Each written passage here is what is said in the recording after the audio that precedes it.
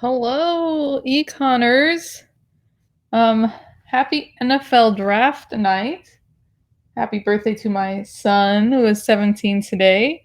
We are here to go through some free response questions.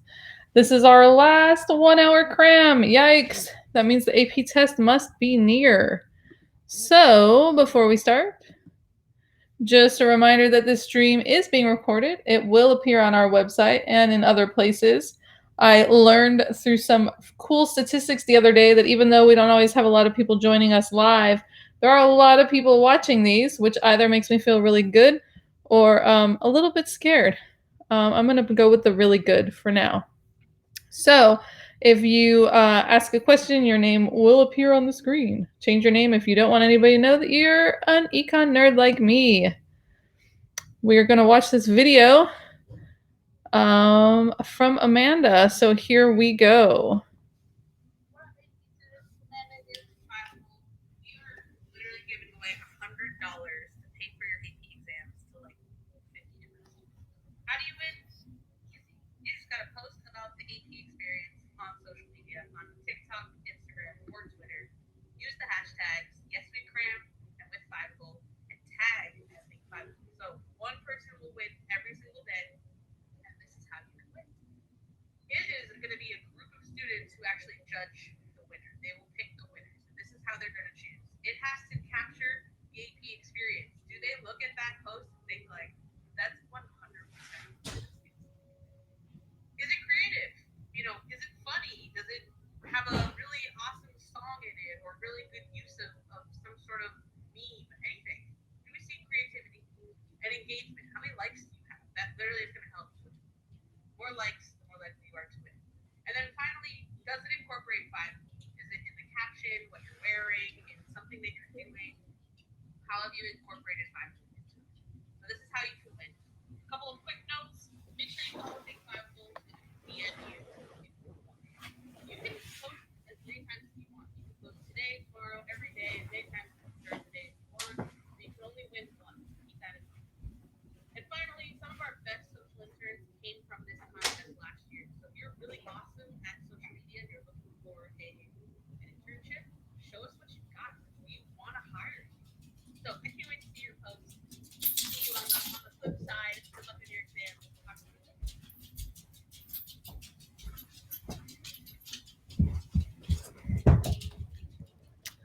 All right. Well, hopefully you guys are all going to enter this contest and win $100 to go toward your AP test. I'm sure your parents would appreciate it. All right. Let us move to the next slide. No. I always make her go twice. I never mean to do that. All right. This is a reminder that you can connect with Fiveable on Twitter, Instagram, or YouTube, and of course on our website. Okay, here we are today, 4/29. It is late. I apologize that it is late for those of you on the East Coast. My school has finally gone back to school, or at least the teachers are back on campus, and that makes earlier times impossible for me over here on the West Coast. But hopefully you guys are having a nice evening and enjoying this. I want to give you guys a little bit of a heads up about what's coming for our Cram finale. So our Cram finale is on Sunday, May 9th. Why is it on Mother's Day, they ask? Because Monday, May 10th is the day for the pencil and paper exam. And if you're taking that pencil and paper exam, like you already know your test is that day. But for the rest of us that are doing the digital exam, it's cool. You don't have to ditch your mom on Mother's Day. You can always watch us later. Although we would love interaction during that Cram finale. We're going to be going over a lot of stuff. I just want to give you a heads up on what we're going to do and when we're going to do it. So the first hour on the 9th is going to be test basics. So we're going to look at the structure, the content, general testing tips, and we're going to go back over important graphs and graphing. And I encourage you guys, as I say these things and you go, I already know that the more you hear this stuff and the more it sticks in your head, the better off you'll be when you take your test. The second hour, we're going to be going over a quick review, like a super quick review of units 1, 2, and 3. Then we're going to do some FRQs in the third hour about units 1, 2, and 3. In the fourth hour, we're going to go over units 4, 5, and 6. And then in the fifth hour, we'll do some FRQ practice specific to units 4, 5, and 6. So some great things happening. If you can join us for part of it, don't feel like you need to stay for the whole 5 hours. If you want to hang out with Rupi and I for 5 hours, we'd be more than happy to have you. So here's another reminder that we have to make. For the Cram finale, we will not have the chat open. For us, it doesn't necessarily matter because macro is like a small group of smarties. But for the courses like World and APUSH, they might have 400 or 500 students watching. And because of that, the chat gets crazy. So they've opted to close down the chat for all of the Cram finales, but have no fear, you can still communicate with us. There is a spot on the Fiveable website when you are watching the stream, down at the bottom for questions and answers. And during the Cram finale, you can absolutely 100% put questions and answers there. And Rupi and I will do our best to keep track of it and to respond to you. And if we don't respond during the Cram finale, that doesn't mean we won't respond at all. You could definitely put a question there. And if we don't respond then, we will respond afterwards. I've committed to spending that day with you guys. And my children are very well aware that we're celebrating Mother's Day on the 8th instead of the 9th. So I'm just letting my dog into my room. He really loves to listen to my econ ramblings. It puts him right to sleep. So we really hope that you join us for the Cram finale. If you have friends without Cram passes, they can definitely buy a $5 pass and come to the Cram finale. And that way they will get some nice last minute instruction going on. Okay, so enough about that. Now my dog's standing on my papers. Can you believe that? He's so excited for econ. He wants to eat the econ. All right. Now my other dog's upset. It's one of those days. Okay, so earlier this week on Monday night, Rupi posted some free response questions in Discord. If you did not do those free response questions, that's totally cool. We're definitely going to go over them now. I'm going to go moderately slowly, A, because we have an entire hour, and B, just in case you didn't go over them then, and you haven't done them, I want to kind of give you a chance to think on each part before I give you answers, okay? So these AP style free response questions, essentially, I took some AP questions and I changed enough stuff around to make them different, to give you some extra practice. But I didn't change around so much that they lose the integrity of being AP style questions, because that's really what we want. So friendly reminder, last time we met, I told you guys a great thing you can do at the very minimum is go over the last 5 years of free response questions, the released ones. That's 15 questions. Make sure that you can do all of them, try them, look at the rubric, grade it, see what you got wrong, whatever. That will be really helpful. So I didn't want to use any of those questions because hopefully you guys are looking at those on your own. So we made these. The first thing, though, I want to go over is the instructions. So these are the exact instructions that you're going to see. All of your free response questions are going to come in one group. And you're going to have 60 minutes, 60, to answer them. There is a reading period of 10 minutes. They advise you to use that 10 minutes. What does that mean? That means that you don't have to use it for reading, although I think it's not a bad idea to get your bearings during that time. I cannot tell you what it's going to be like for the digital test, if they're going to have a timer or if you're going to be free flowing in that 60 minutes, because the way they have it this year is like a new thing. But I will try and do some research on that between now and the 9th to see if I can get more information on it. You're going to have 50 minutes after your 10 minutes of reading time to answer all three of these questions. They suggest that you spend half of your time on the first question. So this is when I remind you that if you're taking the pencil and paper test, the first question is the long question, which is the first question here. But if you are taking the digital exam, the quote unquote first question that we talk about today will be your third question. So the long question will be the last one. So I don't want you guys to use half of your time on a short question and then run up with time issues in the end. So remember, if you're taking the digital exam, it's backwards, the short ones and then the long one. It tells you here to include correctly labeled diagrams if useful or required. It also tells you a correctly labeled diagram must have all axes and curves clearly labeled and show directional changes. You might be sitting there right now and going, hey, econ lady, I can read. Why are you telling me that? I'm telling you that because the College Board tells us as teachers that an immense amount of students are missing out on what I think are fairly easy points because they're not doing those things. And it's like you don't even have to remember to do the things. You just have to read the directions on the day of. So I know we have this tendency like, oh, I know everything. I don't need to read the directions. I would say take the 30 seconds, 45 seconds, minute, whatever it is, to read this paragraph the day that you test. And things like that pop out at you that you want to remember, underline them. Make sure it's fresh in your brain because you don't want to lose out on those easy points for labeling your graphs. That's the difference between passing and not passing, or that could be the difference between your 5 and your 4. So really, really, really make sure that you do that. It also reminds you to use a black or dark blue pen. And that is for the people, obviously, that are taking the pencil and paper. If you're taking the digital exam, you will not be drawing graphs, but you will still be required to label axes and lines. They're going to have you do it in a different way. So it is important for all of you to understand how to do this. Okay, so essentially I just used up our 10-minute reading period. And now we're going to go through the 3 free response questions.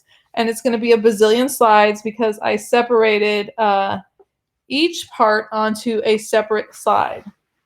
So we are looking at question 1.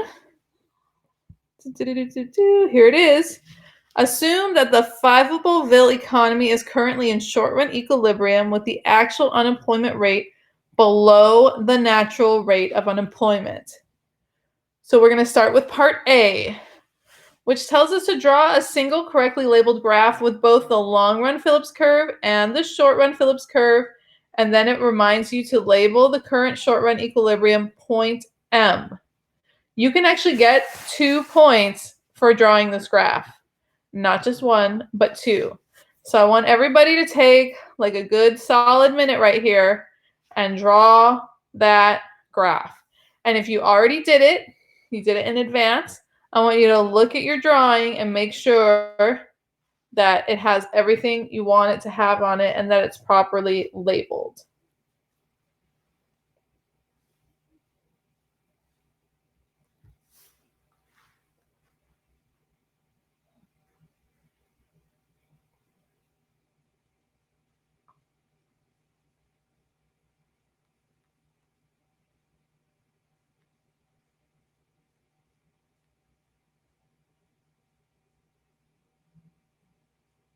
I'll give you guys about 30 more seconds before I show you the beautiful graph that I made.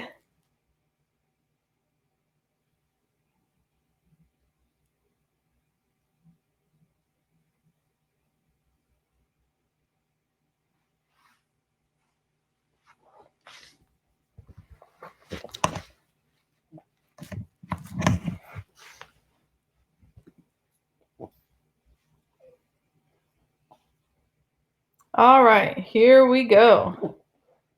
Oh no. Oh no, I closed my tab. This is terrible. Now you can all see me in my Vikings jersey. Let's see. I'm wearing my Vikings jersey because it's draft night, and I'm sure that we're going to draft somebody not so good. Let's see. File, history, recently closed. Open my tab. This is what happens, by the way, when you have too many tabs open.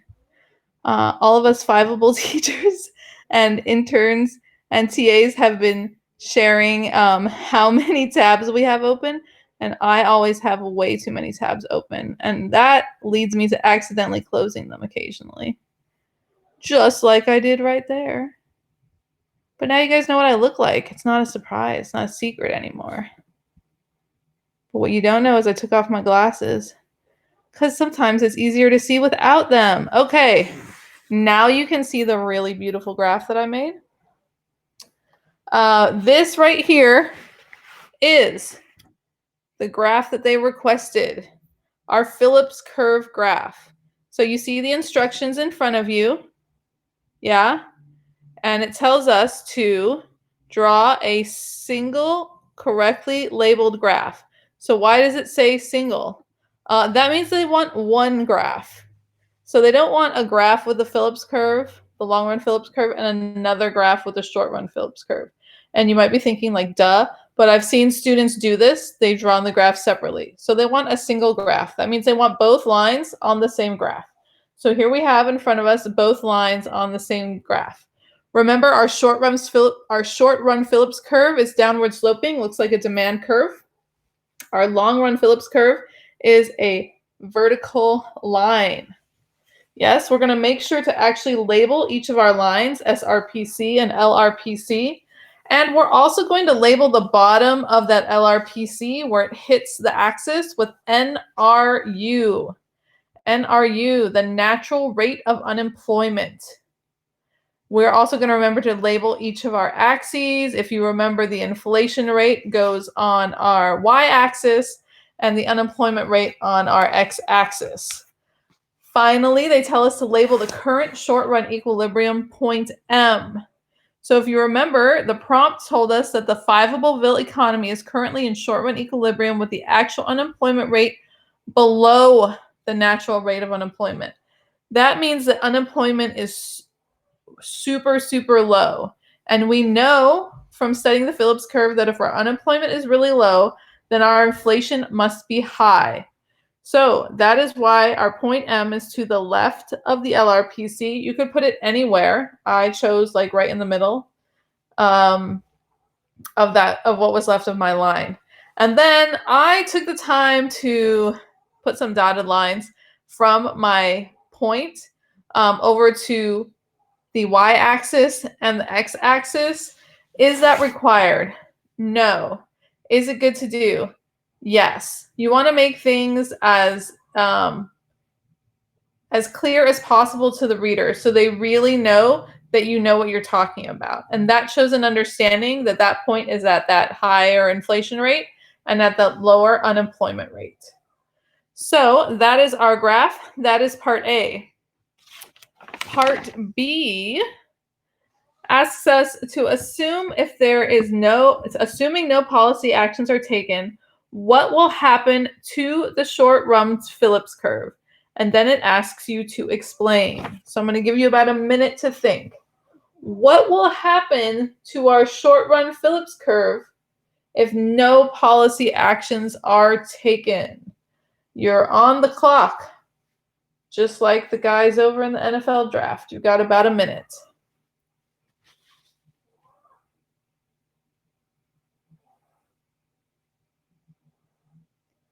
Assuming no policy actions are taken, what will happen to the short run Phillips curve? And then make sure you can explain it.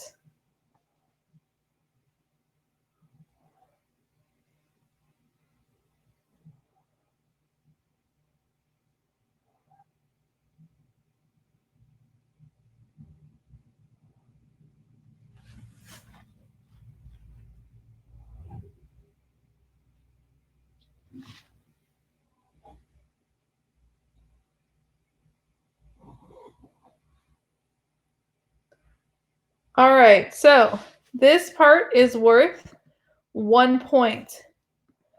I want you to remember that it says explain. Sometimes a subsection will not say explain. If it says explain, you have to explain to get the point. If it doesn't say explain, you just need to answer the question without an explanation. Okay, so here it says explain. So for me to get this point, not only do I have to say what happens to the short run Phillips curve, but I also have to say why it happens to the short run Phillips curve. I always like to start my answers with what happens because that's the question. So I like to tell them, okay, the SRPC will shift to the right. That's what's going to happen. That's my answer. Now I need to explain my answer. Why is that? Well, when we have a higher inflation rate, that means that resource costs are going to increase. And the biggest resource cost that's going to increase when we have higher inflation rates and low unemployment will be wages, or the cost of our workers. And I want you guys to think about that logically for a second. If we have really low unemployment, that means that businesses are fighting for workers. And the best way to entice a worker to come work for you, other than like perks, is cash money, higher wages. So if you want the best workers when unemployment is really, really low, you're going to have to be willing to pay top dollar. So that's going to make wages go up. Wages are an input. So when our cost of our inputs, now wages isn't the only thing that goes up, but it's the thing that's going to be most notable. But the cost of everything is going to go up because of inflation. So your other inputs, like your natural resources and things like that, your utilities, everything is going to go up. And when that happens, it causes the supply to decrease and shift to the left. Okay, if you go back, way, way back in your brain to the determinants of supply, higher input cost is going to cause it to decrease and shift to the left.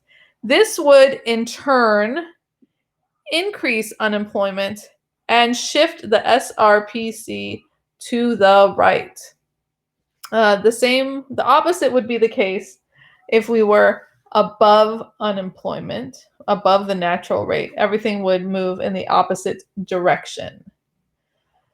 So I think it's really important to make sure that you have that answer first and then the explanation. It's almost like writing a thesis statement. I can only assume that you guys have maybe perhaps taken AP World or APUSH. And when you write that thesis statement, you always start with an answer and then you give the reasoning for your answer afterwards. So I highly suggest you do that on your exam as well, because again, you want to make it as clear as possible to the reader because they're reading like a bazillion of these answers, and they want to give you points. So make it easy for them. All right, part C.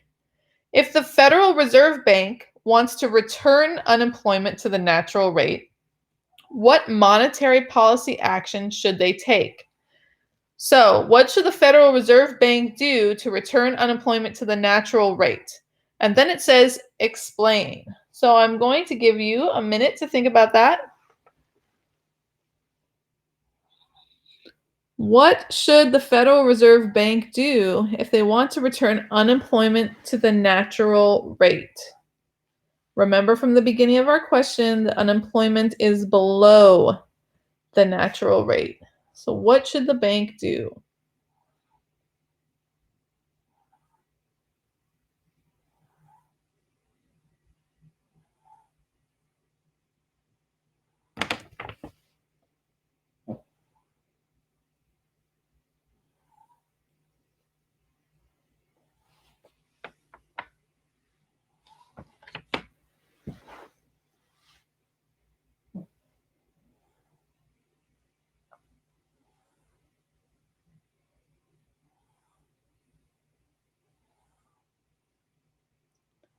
All right, here we go.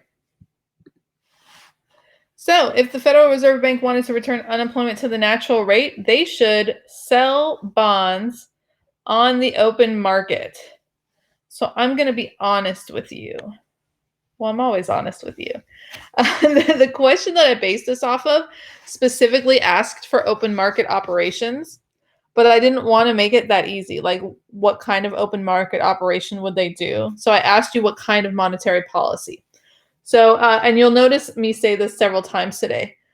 When I get to answer the questions, because I wrote the questions last week and then I answered them today, I thought, Really, it's going to have to be open market operations. And I probably should have specified that in the question, and they totally would have. And when they tell you it's going to be open market operations, then you really only have two choices. You do not even have to worry about the, whether or not they're going to change the interest rate or the reserve requirement. They're going to do open market operations. So are they going to buy bonds or sell bonds? You got like a 50-50 chance here of getting it right. But the answer is sell bonds. When they sell bonds on the open market, they're going to give us bonds and we're going to give them money. When we give them the money, it is going to decrease the money supply because now they have the money and we don't have the money. It's a contractionary monetary policy measure. And this will help move the unemployment rate toward the natural rate by having there be less money in the money supply, because it will slow down inflation and fun things like that. Less money out there brings our unemployment rate up, which is what we want to do because we're below the natural rate of unemployment at the time. Wait till we get to question 3. On the very last one, I made not a huge mistake, but a mistake I was not happy with. And yeah, but I didn't even notice till today when I answered the questions. Isn't that sad, you guys? It's on the very last part of the very last question. Part D. How will the monetary policy action you identified in Part C affect each of the following? Little number 1, or little I, federal funds rate, explain, and then the double I, or the double little I, real interest rate in the short run. So I want you to think about those for a minute, and I want you to notice that the single I says explain, and the double I does not say explain. Think about that. You got about 45 seconds.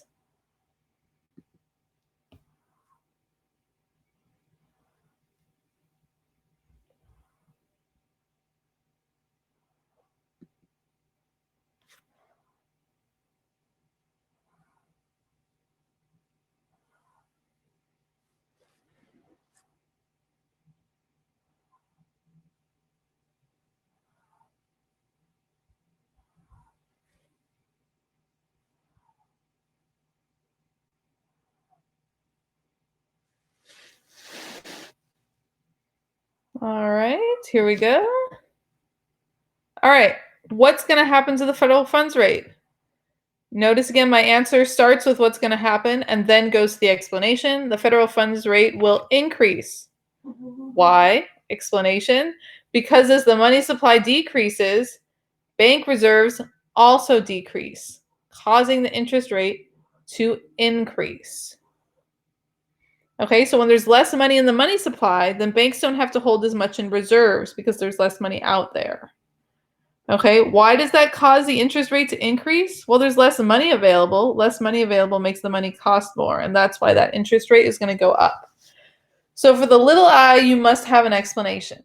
Now for the double little I, it just asks what happens to the real interest rate. It does not ask for an explanation. So you simply need to say the real interest rate will increase in the short run. No explanation needed. If they don't ask for an explanation, I would say don't give them an explanation. A, your brain doesn't need to work any harder than necessary. And B, the reader doesn't need to read any more than necessary. So if it doesn't say explain, do not worry about explaining. All right, part E. Given your answer in part D, double I, which is the effect on GDP in the short run? So think about that for about a minute. How will that increase in the real interest rate that you mark down, how will that affect GDP in the short run?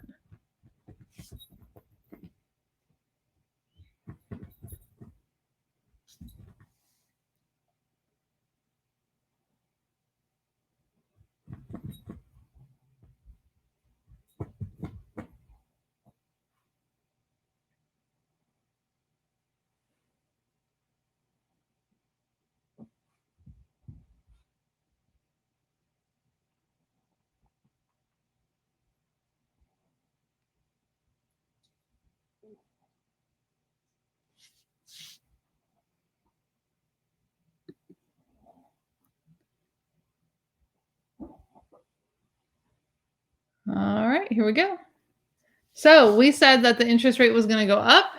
How will that affect GDP? GDP will decrease in the short run. There's my answer. Now for my explanation. I remind them that I said that the interest rate would go up because of the increased interest rate will decrease interest-sensitive spending. So that's any kind of spending you do that requires you to take out a loan.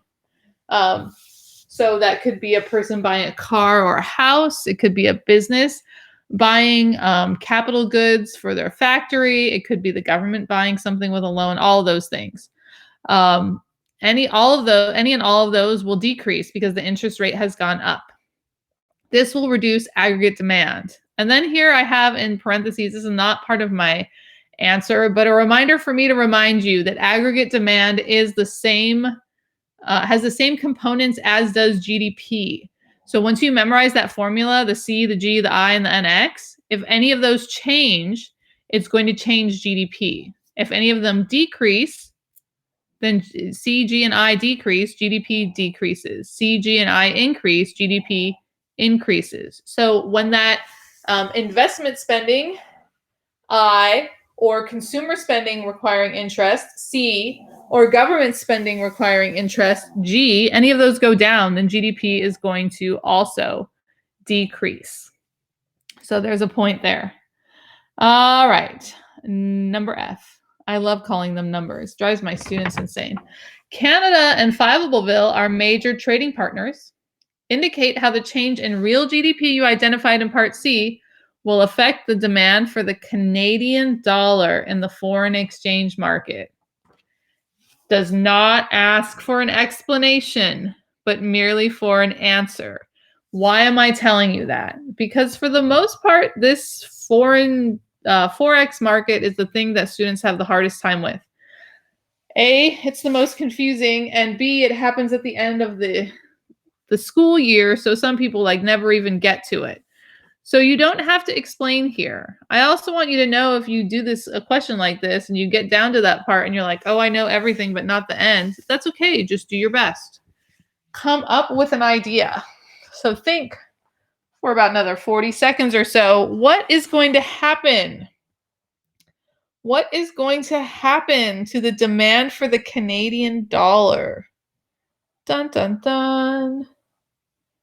I tried to think of a really cool currency name for Fiveableville, by the way.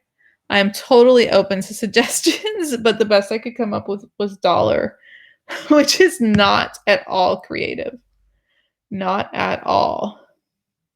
Maybe we could have had a currency called Cram coins. I don't know. Open to suggestions for the future for what the Fiveableville currency could be called. We could call them fivers. I don't know. Here we go. The demand for the Canadian dollar will decrease in the foreign exchange market. Bam. Do I need to explain? Heck no. I just need to say what's going to happen. You really only have three choices here. It's going to decrease, increase, or stay the same. So the five a buck.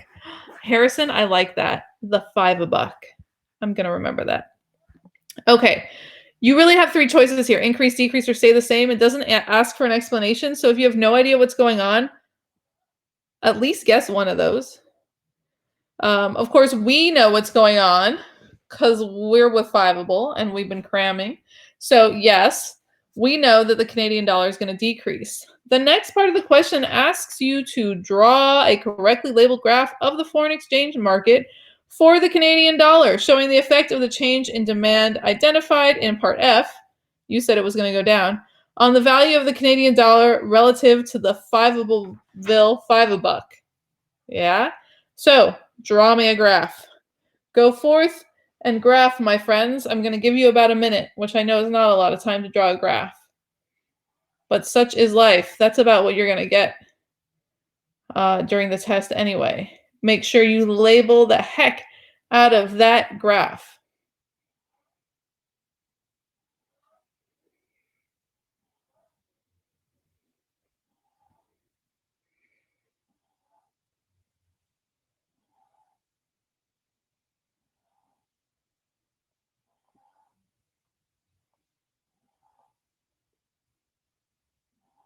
Got about 30 seconds left.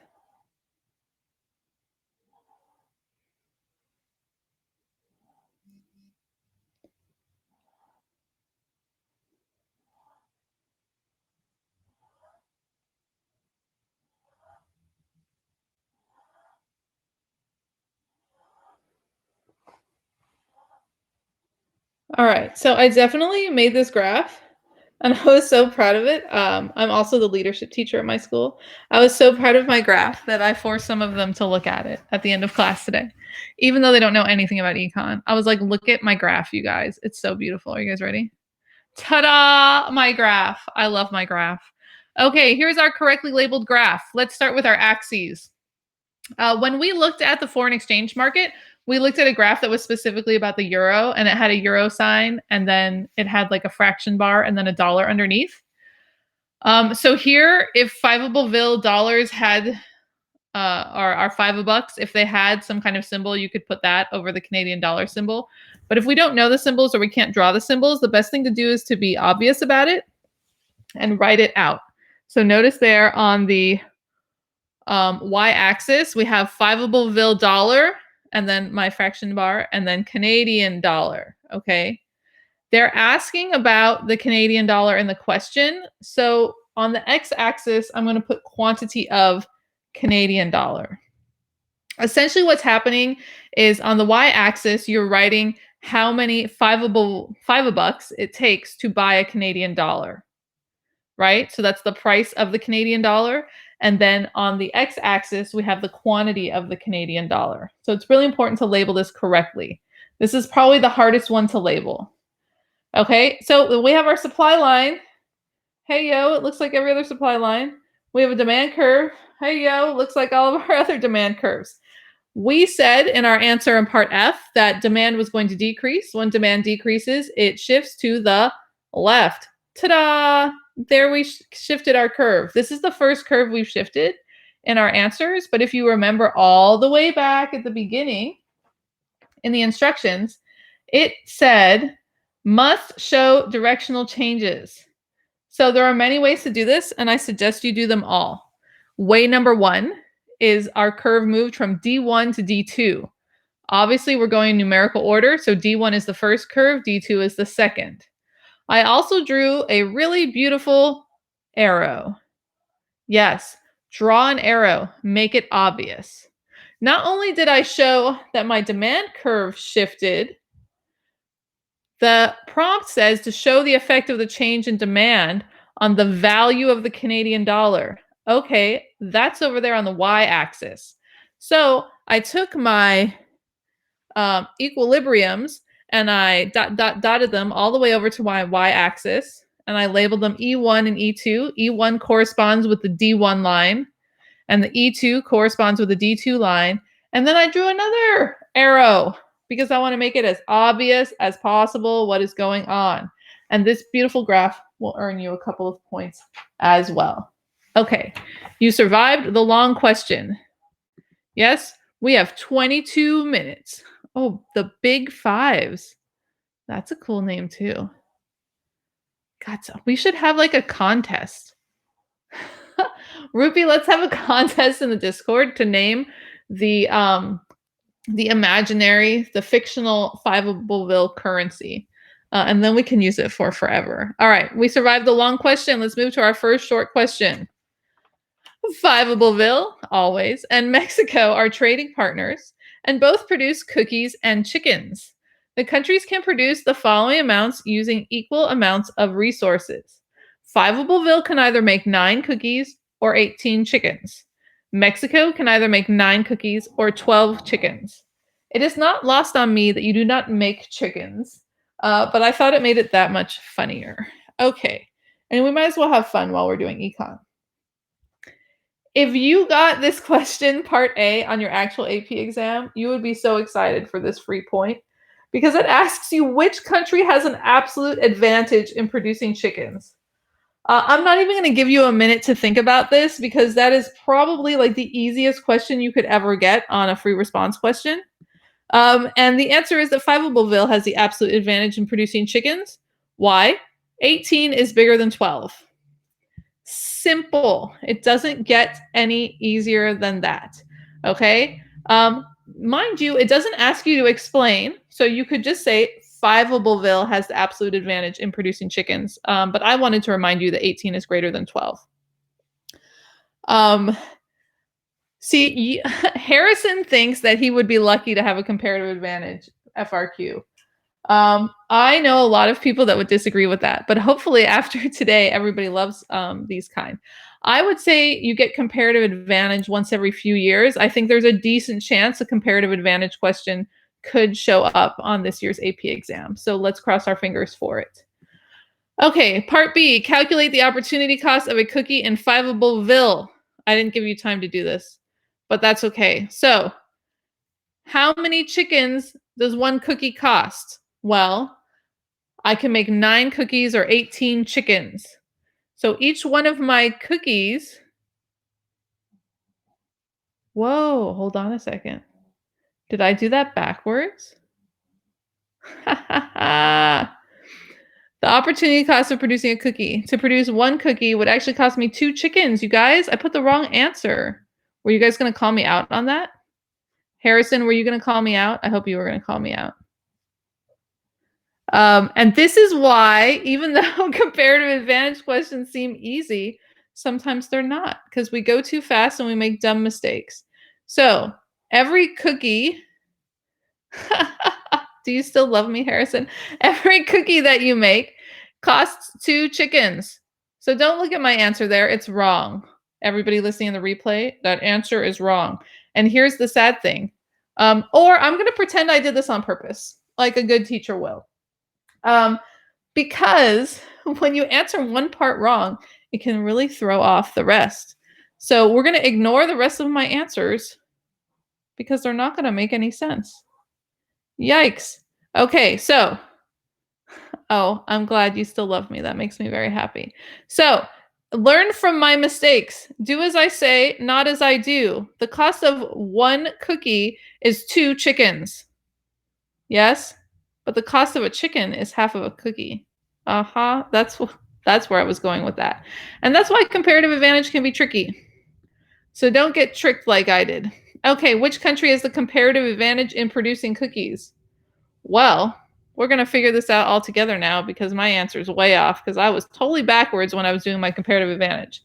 Okay, so to make a cookie in Fiveableville will cost us 2 chickens. To make a cookie in Mexico will cost us 12/9 of a chicken. And then you guys are like, I hate fractions, Maria. They're the worst. Okay, well, they're not that bad. 12/9 can be easily reduced, yes, to 4/3. All the answers are actually the opposite of what I have on here because I went the wrong way. So 2 chickens for Fiveableville, 4/3 of a chicken for Mexico. So who has the lower comparative advantage? Who has the lower comparative advantage? Not Fiveableville. Mexico has the lower comparative advantage because they're only giving up 4/3 of a chicken, and Fiveableville is giving up 2 chickens. I hope you're listening to me and not just looking at the screen, okay? So 4/3 of a chicken is less than 2 chickens. So the actual answer is Mexico. Do not read my incorrect answer because it's incorrect. And it's probably going to change the answer to part D. If the terms of trade that were that 2 cookies are exchanged for 1 chicken, should Fiveableville produce chickens domestically or import them from Mexico? So 1 chicken would cost Fiveableville half a cookie. So if they have to pay 2 cookies for a chicken, that's probably not a hot deal. So maybe the answer on this last one is actually right. So, yay, correct answer. If I have to give up 2 cookies for a chicken, that's totally bogus. In my world, I can produce chickens at a much lower opportunity cost. So I'm going to produce my chickens domestically and not trade with Canada, Mexico. We're in Mexico now. All right, so this is a lesson in taking your time with comparative advantage questions, because even when they seem simple, if you make a mistake like flipping the two numbers, it can lead you down a terrible, terrible road. I know. I don't want to give up any cookies either, to be honest, Harrison. Um, and every time I make questions, by the way, even those multiple choice questions, I just kind of like look at what's around me. And I happen to be eating Girl Scout cookies, and I had just eaten El Pollo Loco for lunch, and that's how we ended up with cookies and chickens for this question. All right, moving on to a question that hopefully I answered correct. Question number 3. Assume that Fiveable is in the long run equilibrium. Assume that consumers are wanting to hold more cash because they went to the Dave Ramsey Financial Peace University and they now detest using credit cards to purchase goods and services. I don't know if any of you guys have financial planning at your school, but at our school we use the Dave Ramsey curriculum. And I'm not going to comment on Dave Ramsey as a person, but his curriculum really they hate credit cards. They're like cash, cash, cash, cash, cash.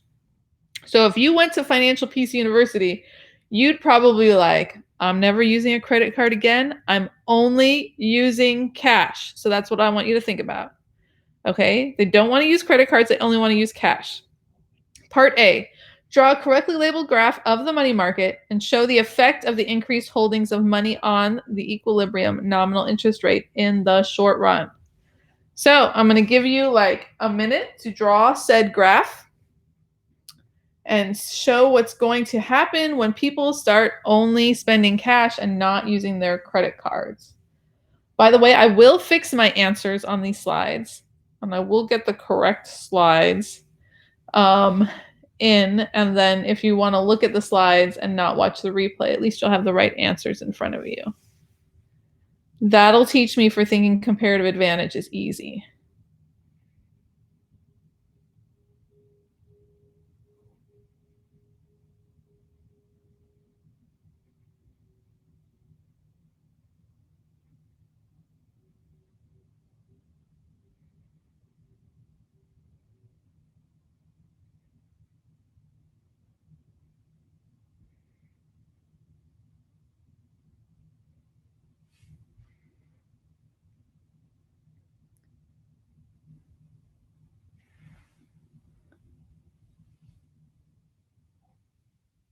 All right, I hope you guys have some really spiffy and really well labeled money market graphs. And I also hope that you got some arrows, at least an arrow in your graph, because we need them. Ta-da! My beautiful money market graph. I was having a lot of fun making graphs today. I'm not going to lie. It was actually quite soothing. Slides is now my friend. I can make graphs in like 10 seconds at this rate. Okay, so on our y-axis, nominal interest rate. Notice they helped you in the question, right? Because in loanable funds, it's real interest rate. But here in the money market, it's nominal interest rate. But they told you that. It says, show the effect of the increased holdings of money on the equilibrium nominal interest rate. So there's really no excuse to label this with the wrong type of interest rate. On our x-axis, of course, we're going to have our quantity of money. So quantity of money, and then the nominal interest rate is essentially the price of said money. Our money demand curve looks like every other demand curve, downward sloping. Our supply curve, remember our money supply curve is a vertical line. Okay, so we would start with just the MD1 and the MS, but it asks us to show the effect of the increased holdings of money. So how will that affect the demand of money? Well, if everybody wants to use cash money and not credit cards, then everybody's going to want money. Everybody's going to demand money. So the demand for money is going to increase, which is going to shift our money demand curve to the right. Notice again, I labeled MD1 and MD2, but I also put an arrow. Please, for the love of everything in this world, make it as easy as possible for your reader to understand what you're doing so they can just throw those points at you so you can pass your test. It asks for the effect on the nominal interest rate, so do not forget to show those equilibrium points. and take them over there to that x-axis so that you're showing that you understand that that's where the interest rate is. Uh-oh. I switched R1 and R2. Don't do that. R2 should be on the top and R1 should be on the bottom. And I question why none of you are calling me out on that. My favorite thing ever is for when you guys find these mistakes. So R2 should be the top and R1 should be on the bottom. Yes. But my arrow is in the right direction. So there's that. Okay, because our nominal interest rate is going to increase. Okay, part B. Based on the change in the interest rate in part A, what will happen to each of the following in the short run? What will happen to the prices of previously issued bonds? And what will happen to the price level and real income? Take a minute to think about that. Notice that in part I does not ask for you to explain. You just need to say what's going to happen to those prices. In general and econ, there's three choices. They're going to increase, they're going to decrease, or they're going to stay the same. So what's going to happen to the prices of previously issued bonds? And what's going to happen to the price level and real income with an explanation?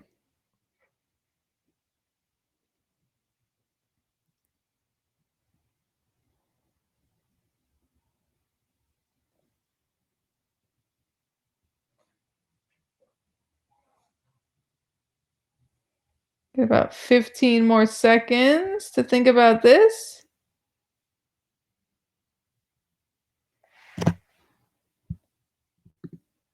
All right, and here we go.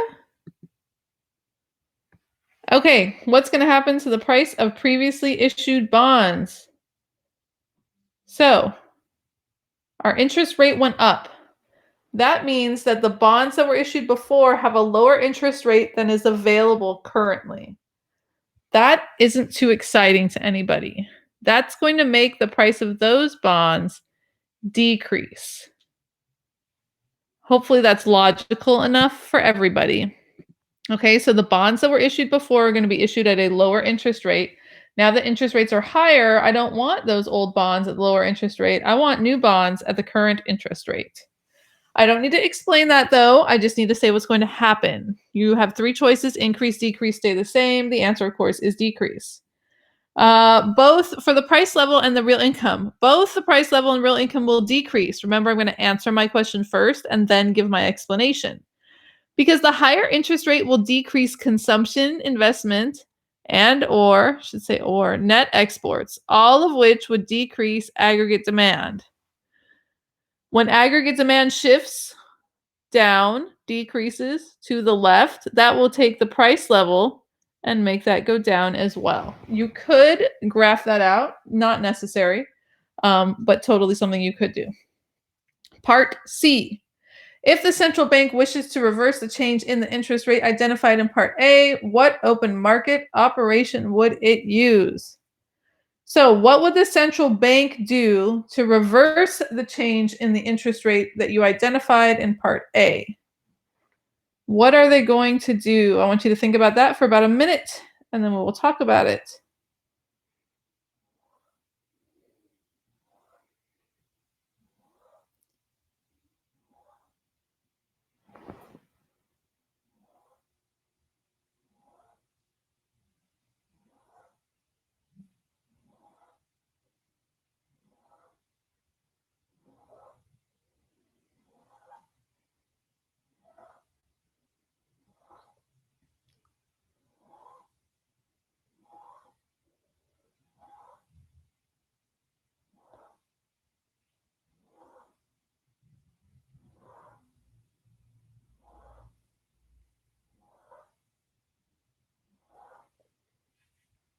All right. I don't know if you guys can hear my dog snoring. He snores loud. Here we go. So what open market operation will they use? Remember, open market operation means what is going to happen with bonds. Okay, that's what open market operations is. The answer is either buy bonds or sell bonds. You got two choices here. It doesn't even ask for an explanation. And the answer is they're going to buy bonds. Because if they buy bonds from us, We are giving them bonds. They are giving us money. That's going to increase the money supply. Now, it doesn't ask for an explanation, but it's good for you to understand why that's the answer. Okay, increasing the money supply would lower the interest rate because there'd be more money available. All right, and part D. Here's the mistake that I actually caught earlier after I wrote the question, but before I answered it. It asks if the government wishes to reverse the change in the interest rate identified in Part A, and then I wrote what monetary policy tool could they use. Now I could pretend it was a trick question, and the answer, of course, would be they wouldn't use any monetary policy, Maria, because the the government does not practice monetary policy. The government practices fiscal policy. So you could have put that, and you would have been absolutely right, or you could have realized that I meant fiscal policy and that I did not catch that. And then you would wonder, what fiscal policy? What could the government do? Right? What could they do? Again, it does not ask for an explanation, but simply what they could do. So, now that we've thought about that for a second, hopefully you've been thinking. The government could either increase spending or decrease taxes. Both of those things would also increase the money supply, just like the buying of bonds will. Okay, so here's what we learned tonight. We learned a bunch of econ. We looked at questions written like AP questions. And then we also learned that when we don't take our time and we don't double check our answers, we can get the most simple incorrect. So that was all made by design. I'm just kidding. It wasn't made by design. But it is important that you guys realize that. You have 60 minutes, 60, an entire hour. If you go through those questions and you have 45 minutes left, especially pencil and paper kids, because you will definitely have access to all your questions. For the love of all that's good in the Fiveableville world, please go back and look at your answers. Think about it logically. Look at the numbers again, especially on comparative advantage questions where it's so easy to flip the numbers, which is why some people like Harrison love them and other people like me, not so much. Okay, so double check all of your answers. If you're taking the digital exam, there's a decent chance that once you answer one question, you're not going to be able to go back. So don't rush. Still, take the time to check your answers. Okay, you don't want to feel like I did tonight. Will you give us $5 if we check our work? Yes. I actually think we need to design some $5. I have so many important things to do, but I'm thinking in my head right now that designing $5 tomorrow instead of doing the important things I need to do sounds like a much better use of my time. So I'm gonna get us some $5, and we're gonna have so much fun with that. But first, we're gonna see if everybody agrees with $5, because Rupi's definitely gonna put a little contest there in the Discord. And Harrison, you better suggest $5, and we'll see what everybody thinks. We'll take some suggestions, and then we'll have a little poll, and then I'll design some money because I have nothing better to do. Because designing money sounds fun. Don't forget that you can connect with Fiveable on Twitter and Instagram and YouTube and on our website. And also don't forget that even though it's late on the East Coast, I'm so sorry, East Coast friends, that this conversation is going to keep going over in Discord. Rupi is going to lead you in some intelligent discussion on how to not make mistakes on your FRQs and how to take your time and thoroughly double check all of your answers. And I'm going to spend the next, 10 days or so thoroughly preparing for our Cram finale. And I am excited to spend that 5 hours with you guys. And I hope that you have a fantastic weekend and a good end of April. I will see you all, in quotation marks, even though you can't see me right now, on May 9th. Have a great